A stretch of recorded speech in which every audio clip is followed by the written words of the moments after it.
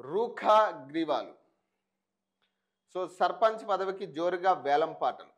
ఏకగ్రీవం చేసి ఆ డబ్బును అభివృద్ధికి వేచించే యోచన. ఎంతైనా వేచించేందుకు సిద్ధమవుతున్న ఆశావాహులు. గద్వాల జిల్లా కొండపల్లిలో 60 లక్షలు పలికిన పదవి. గోర్ల ఖాన్ దొడ్డిలో 53 లక్షలు. చింతలకుంటలో 38.5 లక్షలు.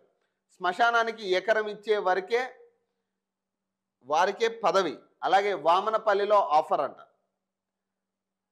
పెళ్లిళ్ళు జాతరలకు డీజేలు, చావులకు వైకుంఠ రథం.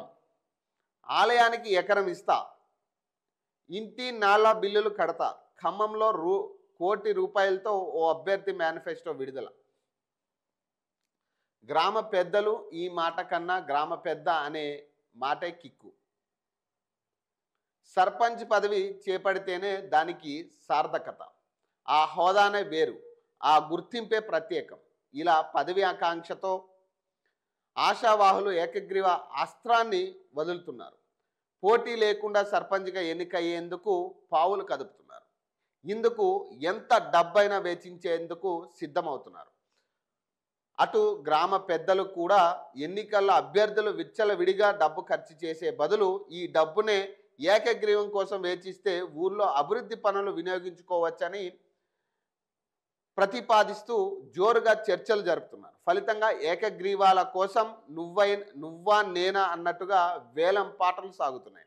గద్వాల జిల్లా రూరల్ మండలం కొండపల్లి గ్రామంలో ఎవరైనా ఆలయ అభివృద్ధికి డబ్బులు ఇస్తే వారే ఏకగ్రీవంగా సర్పంచ్ కావచ్చని ప్రకటించడంతో ఓ సీడ్ ఆర్గనైజర్ సైతం సై అన్నారు. ఆలయ అభివృద్ధికి 60 లక్షలు ఇస్తానని ఆయన ప్రకటించినట్లు తెలుస్తుంది.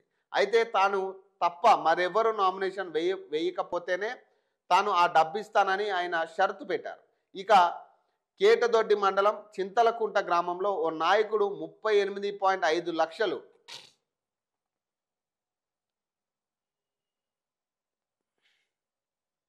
సో 38.5 లక్షలు చెల్లిస్తానని చెప్పడంతో ఊర్లో వారంతా కొత్త సర్పంచ్గా ఆయనకే ముక్త కంఠంతో మద్దతు పలికినట్లు తెలుస్తుంది.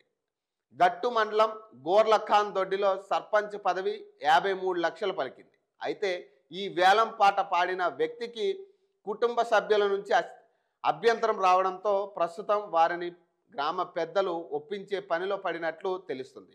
ఇదే మండలంలోని అంతపల్లి గ్రామంలో ఓ నాయకుడు 23 లక్షలకు వేలం పాట పాడారు. అయితే మాజీ సర్పంచ్ తన పాత బిల్లులు ఇస్తేనే ఇందుకు ఒప్పుకుంటానని